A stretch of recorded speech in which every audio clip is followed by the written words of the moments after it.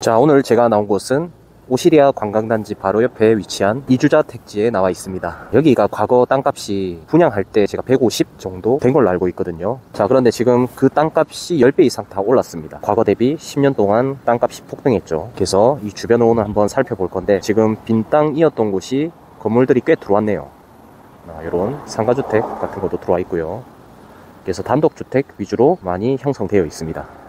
자, 참고로 이제 이주자 택지의 정의를 살펴보면 개발이 되는 곳, 예를 들어서 바로 옆에 오시리아 관광단지가 110만 평 규모로 조성이 되었죠. 자, 그런데 그 땅에 조성되기 전에 살았던 원주민들이 있었을 겁니다. 그래서 이분들은 도시공사에서 개발을 한다고 하니까 비켜줘야 되잖아요. 그래서 이주를 해야 되는 상황인데, 이러한 원주민들을 위해서 인근에 단독주택이나 점포 겸용주택을 지을 수 있는 땅을 주는 거거든요. 그래서 이걸 이주자 택지라고 합니다. 오시리아 관광단지 바로 옆에, 그러니까 이케아 바로 건너편에 위치한 당사 마을이라고 있어요. 자, 여기가 이제 이주 단지다, 이렇게 보시면 되거든요. 자, 저도 오랜만에 왔는데 조용한 전원 마을입니다. 참 예전에 이런 이야기 많이 했었거든요. 우리 투자자 모임에서 여기 이주자 택지 하나 가지고 있는 게 좋을지, LCT 한 호실 가지고 있는 게 좋을지, 그런 이야기들 많이 했었죠. 찬반이 거의 반반 나뉘었습니다. 아니다, 그래도 땅을 많이 깔고 있는 이주자 택지 내에 주택이 더 좋다는 사람이 있고, 아니다, LCT 상징적인 한 호실을 가지고 있는, 상징적인 아파트에 한 호실을 가지고 있는 게 훨씬 더 이득이다, 이런 사람이 있었습니다. 그때 저는 뭘 선택했냐? 뭘 선택했을까요? 저는 이주자 택지를 선택했죠. 가격은 물론 비슷하게 올랐는데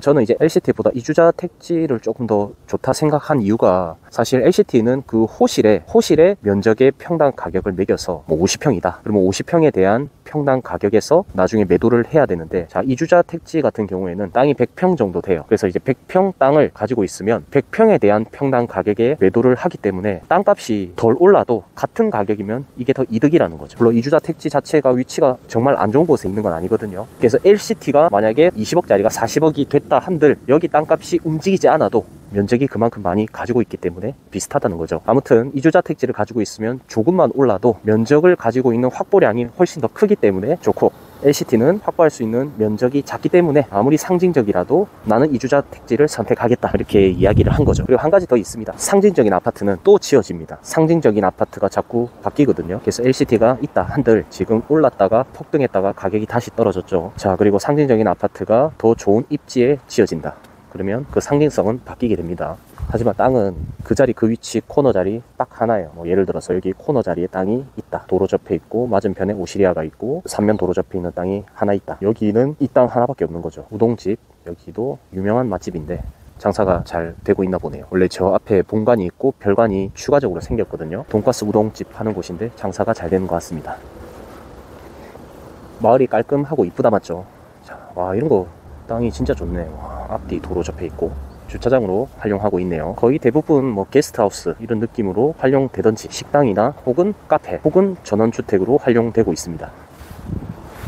오, 여기 키즈 카페도 있네요. 이야, 건물들이 다 비슷하게 지어졌다, 맞죠? 이런 회사도 있네. 1층에 사무실로 운영하는 것도 있고요.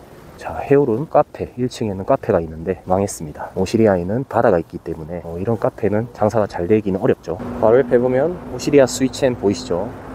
롯데몰 주차장도 보이고, 그 다음에 저기 파란색 건물, 저기가 이케아입니다. 이케아 바로 옆에 이주자 단지가 조성되어 있다, 이렇게 보시면 되거든요.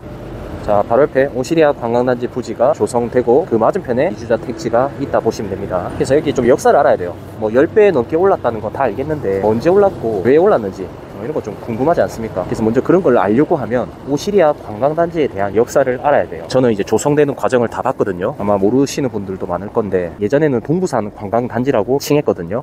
그래서 동부산 관광단지 부지가 언제 조성됐냐? 자, 다 이주하고 2010년에 착공했습니다. 도시공사랑 이제 현대 엠코에서 컨소시엄을 선정해서 첫 삽을 떴죠. 자, 이게 이제 부지 조성 단계인데, 이때 이제 관광단지 내부에 도로도 만들고 수도도 만들고요. 오수관로, 전기 등등 기반 시설을 갖추게 되는 단계라 보시면 됩니다. 그래서 여기가 원래 원형지 땅이었어요. 원형지 땅이었는데 반듯하게 만들고 부지별로 구획을 정하죠. 여기에는 관광 관련된 시설을 넣어라, 여기에는 주차장을 넣어라, 이렇게 구획을 딱 지정해 줍니다. 그 지정되기 전에 기반 시설을 먼저 갖춰야 되기 때문에 기반 시설 갖추는 행위가 2010년이죠. 야, 벌써 13년 전이네. 이야, 자, 이런 역사가 있었다. 자, 그리고 2011년 뉴스 기사 보면 우리 개발지는요 절대 매끄럽게 한 번에 원스톱으로 되지 않습니다. 무조건 삐그덕거려요. 사업을 취소하겠다, 뭐 반대한다, 누가 무산된다, 뭐 이런 이야기 있죠. 그래서 2011년 뉴스 기사를 보면 모든 일이 그렇듯이 하고 싶어하는 세력이 있는 반면에 반대 세력도 있습니다. 그래서 엎치락 뒤치락 하는 건 어떻게 보면 당연하다 보시면 돼요. 그래서 동부산 관광단지 조성 사업이 부실하다, 뭐 이런 내용들도 나와 있죠. 그래서 이거 수요 조사할 때 과도하게 수요를 잡아서 감사를 받게 되었다. 자, 그리고 다음 뉴스 기사 보면 사실상 무산됐다. 자, 그런데 그때 제가 2012년 현장에 갔었는데 눈으로 봤을 때 공사가 매끄럽게 진행되고 있었습니다. 자, 그러자 거의 2013년쯤에 뉴스 기사가 하나 발표나죠. 힐튼 호텔이 들어선다, 대기업이 이제 들어온다, 이 말입니다. 이때부터는 그냥 된다 보시면 돼요. 대기업이 그냥 들어오겠습니까? 내부적으로 벌써 다 알고 있습니다. 그래서 제일 좋은 자리에, 롯데도 보면 롯데아울렛 제일 좋은 자리에, 코너 자리에, 나중에 2호선 연장되는 코너 자리에 딱 부지를 깔고 있어요. 어떻게 알았을까? 와야, 최초로 들어오는 거죠. 롯데 테마파크 부지도 본인 거, 롯데 아울렛도 본인 거, 수요를 만들어 버리는 거죠. 아무튼 힐튼 호텔 들어온다 소식과 동시에 롯데그룹이 국내 최대 규모로 아울렛을 세팅하겠다, 뭐 이것도 신호탄이죠. 롯데와 힐튼 들어올 거다. 그러면은 대기업이 돈을 투입하는 이상 그 사업은 웬만하면 100% 진행이 된다 보시면 됩니다. 다들 느낌 아시겠죠?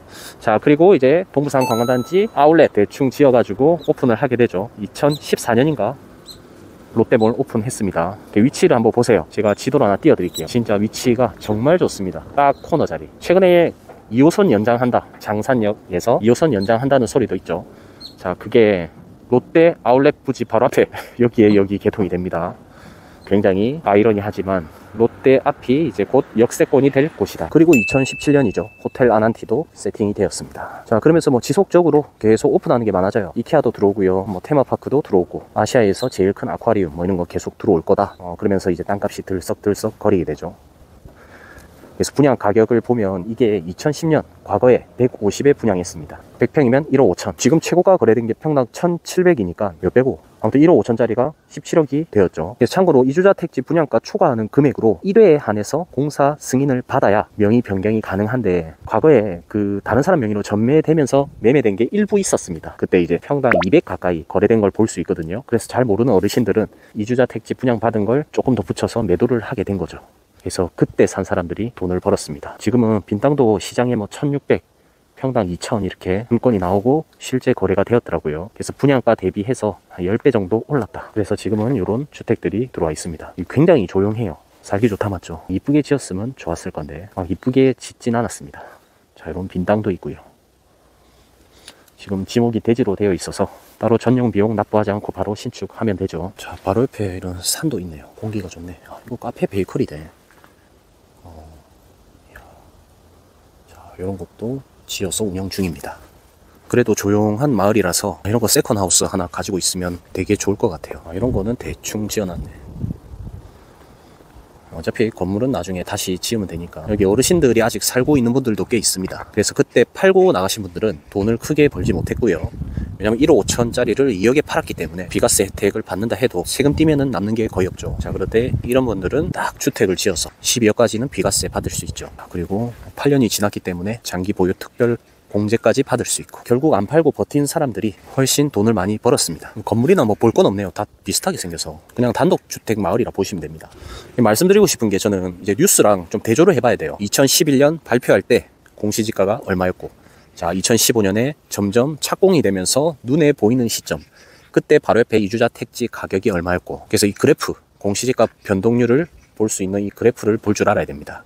그래서 보면 공시지가가 오시리아 관광단지가 발표하고 부지 조성할 때, 그때는 땅값이 서서히 올랐다가 뭔가 찾고 눈으로 보이는 그 시점에 굉장히 가파르게 올랐습니다. 부동산 디스코나 이런 거 보면 그래프 흐름이 다 비슷해요. 공시지가 변동률도 살펴보면 비슷하고요. 그래서 보니까 거의 100평씩 이렇게 쪼개서 분양했더라고요. 그러면은 150평이면 1억 5천. 1억 5천짜리가 지금은 거의 20억 정도 되어 있다. 아무리 봐도 아파트 수익률은 죽었다 깨어나도 땅값에 대한 수익률을 따라올 수가 없습니다. 서울에 뭐 현대아파트, 뭐 압구정, 뭐 음마아파트 이런 거 보면 과거 대비 뭐 10년, 20년 기준으로 살펴보면 10배 이렇게 오르지 않았습니다. 기껏해야 4, 5배 올랐을라나 땅에 대한 수익률을 절대 따라올 수 없습니다. 이주 단지는 진짜 볼 게 없네. 정면, 이것도 좀 잘 보셔야 될 게, 대로변 쪽 있죠. 노출도가 좀 있는 곳은 상점이 들어와 있고요. 뒤쪽 단지는 전부 주택가로 형성이 되어 있습니다. 네, 이런 주택 하나 살려면 20억은 있어야 된다. 하지만 이런 거는 가격이 올라가는 데에는 한계가 있습니다. 왠지 아십니까? 주택의 용도로만 활용되기 때문에 좀 아쉬운 게, 저는 정말 고급스럽게 고가주택을 만약에 지어서 분양했으면 여기가 이제 딱 타운하우스 느낌으로 그들만 들어올 수 있는 이런 느낌으로 분양을 했었어야 됐는데 그게 잘 안 됐죠. 자, 아무튼 이 오시리아 관광단지와 송정해수욕장 대로변에 붙어있는 이주자 택지로 오늘 살펴봤는데 생각보다 뭐 볼 게 없네요. 그냥 주변 환경이 바뀌면서 가격이 올랐다고 보시면 됩니다. 사실 제일 중요한 요점입니다. 외곽지에 오시리아 관광단지가 들어온다 해서 내가 땅을 내주고 이주자 택지로 이주를 했는데 주변 환경이 점점 바뀌고 좋아지면서 나의 이주자 택지에 대한 금액은 점점 올라갔다. 그래서 이런 테크트리를 알았던 사람들은 안 팔고 버텼을 거고요. 몰랐던 사람은 팔고 빠졌겠죠. 그래서 제일 쉽습니다. 내 땅은 가만히 있는데 주변 환경이 바뀐다. 그러면 가격이 올라갈 수밖에 없습니다. 자, 그게 이제 외곽지, 개발지가 있고요. 용인도 남사업 쪽에, 이동욱 쪽에 삼성반도체, 백조 클러스터를 투자하겠다, 그런 내용들이 나와 있기 때문에 그래 되면 주변에 의식주 관련된 시설, 주거지 땅, 원도심 이런 거는 가격이 굉장히 많이 오를 수밖에 없습니다. 오시리아도 비슷하다 보시면 돼요. 관광지가 외곽 쪽에 발표되고 주변에 가격이 올랐다. 결국은 수요죠. 수요가 들어오고 교통이 좋아지고 일자리와 유동인구가 발생되었기 때문에 그에 관련된 시설들의 가격이 올랐다. 자, 이렇게 보시면 됩니다. 자, 그러면 개발이 이미 다 된 중심지는 가격이 오르는 테크트리는 뭐가 있을까? 재개발이죠. 저층 중심에서 고층으로 바뀐다. 그러면 수요가 현재 저층 중심에 있는 수요보다 고층으로 바뀌었을 때 수요가 훨씬 더 많이 늘어나죠. 자, 그러면 그 앞에 바로 편의점을 한다 해도 매출 자체가 저층일 때, 주택일 때 수요보다 고층일 때 수요가 훨씬 더 많을 겁니다. 자, 그러면 장사가 잘 되고 임대료가 올라가고 매매 가격이 폭등한다. 그러면 다 비슷하다 보시면 돼요. 그래서 참고하시면 좋을 것 같고요. 아무튼 이주자 택지를 한번 쭉 둘러봤는데 건물이 생각보다 세련된 거는 많이 없네요. 예전에 분양받아서 지은 그대로 있는 사람들이 대부분입니다. 이것도 이제 뭐 더 가격이 뛰어버리려면 뭔가 독일 마을처럼 관광지처럼 막 지정이 돼버려야 되는데 그럴 일은 없어 보입니다. 아무튼 참고하시면 좋을 것 같고, 가격이 지금은 평당 한 1,500 수준, 비싼 거는 평당 2,000 이렇게 시세가 형성되었다고 보시면 됩니다. 이상 오늘 영상은 여기서 마치겠습니다. 감사합니다.